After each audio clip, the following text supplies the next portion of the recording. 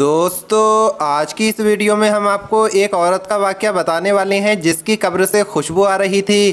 तो उस औरत की कब्र से खुशबू क्यों आ रही थी आगे हम आपको वीडियो में बताएंगे, लेकिन उससे पहले हम आपको औरतों के बारे में कुछ ज़रूरी बातें बताते हैं। दोस्तों नेक औरत अपने शौहर से पहले जन्नत में जाएगी और जन्नत की हूरों से 70 गुना हसीन होगी। हमारे प्यारे नबी हुजूर सल्लल्लाहु ताला अलैहि वसल्लम ने इरशाद फरमाया, मेरी उम्मत की बेहतरीन औरतें वो हैं जिनका महर थोड़ा हो। एक नेक औरत 70 मर्द औलिया से बेहतर है और एक बदकार औरत 1000 बुरे मर्दों से भी बुरी है। जो औरत बच्चे के रोने की वजह से सो ना सके तो उसे 70 गुलाम आज़ाद करने का सवाब मिलता है। जो औरत घर में झाड़ू देते वक्त बिस्मिल्लाह पढ़े और खुशी खुशी झाड़ू दे तो इसको बैतुल्लाह में झाड़ू देने का सवाब मिलता है। जो औरत बिस्मिल्लाह पढ़कर आटा गूंदे अल्लाह उसकी रोज़ी में बरकत डाल देता है। जो औरत अपने शौहर के परेशान हाल में घर आने पर उसे मरहबा कहे, उसे तसल्ली दे तो अल्लाह पाक उस औरत को आधे जिहाद का सवाब अता फरमाता है। जो औरत अपने बच्चे की बीमारी की वजह से सो ना सके और उसे आराम देने की कोशिश करे उसे 12 साल की मकबूल इबादत का सवाब मिलता है और अल्लाह उसके गुनाह माफ़ फरमा देता है।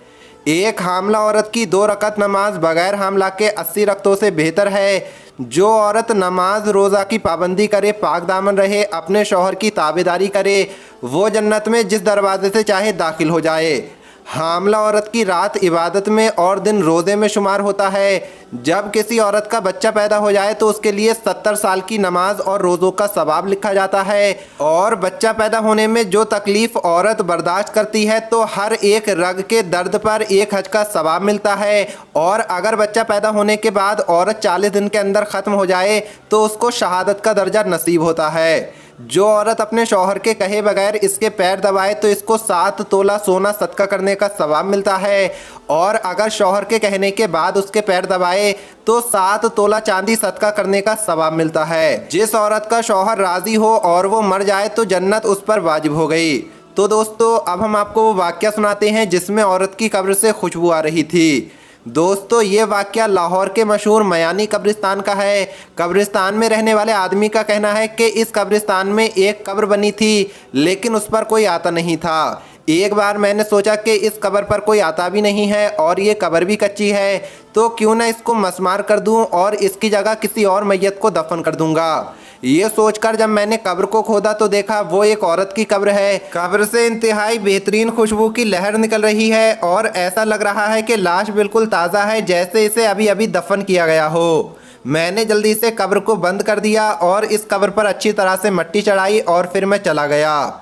अब जब भी मैं वहाँ से गुज़रता हूँ तो फातिहा खानी करता हूँ और कब्र पर पानी वगैरह का भी छिड़काव करता रहता हूँ। कब्रिस्तान में रहने वाला आदमी कहता है कि हम जब पुरानी कब्र को खोदते हैं तो इसमें से बड़ी सख्त बदबू आती है, लेकिन इस औरत की कब्र से जो खुशबू आई थी वो खुशबू मेरे दिमाग में काफ़ी अरसे तक बसी रही। कब्रिस्तान में रहने वाले आदमी ने बताया कि एक रोज़ मैं कब्रिस्तान में घूम रहा था कि मैंने देखा इसी औरत की कब्र पर एक आदमी खड़ा है और बड़ा सूट वूट पहने फातिहा खानी कर रहा है। वो कब्र पर फूलों का एक गुलदस्ता भी डाल रहा है। ये देखकर मैं इस कब्र के पास जाकर खड़ा हो गया और जब वो आदमी फातिहा खानी से फारुग हुआ तो मैंने उसे सलाम किया और पूछा, भाई ये कब्र किसकी है? इसकी कब्र पर कोई नहीं आता है, आज मैंने पहली मर्तबा किसी को यहाँ आते हुए देखा है। उस आदमी ने जवाब दिया कि ये मेरी बीबी की कब्र है, क्योंकि मैं पाकिस्तान से बाहर रहता हूँ इस वजह से इसकी कब्र पर नहीं आ सकता।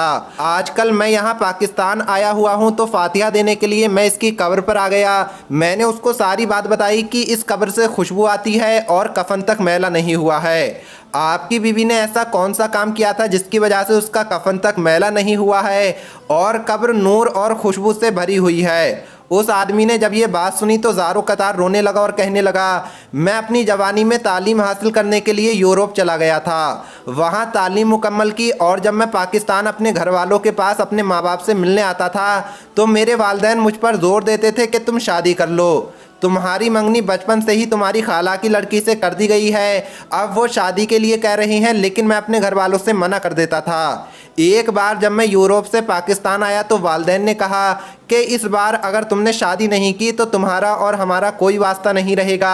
वालिदैन ने मुझे इतना मजबूर कर दिया कि मुझे शादी करना पड़ी। माँ बाप को समझाता रहा कि कुछ मजबूरियाँ हैं जिसकी वजह से मैं शादी नहीं कर सकता, मेरी बहुत बड़ी मजबूरी है, लेकिन माँ बाप ने मेरी शादी कर दी।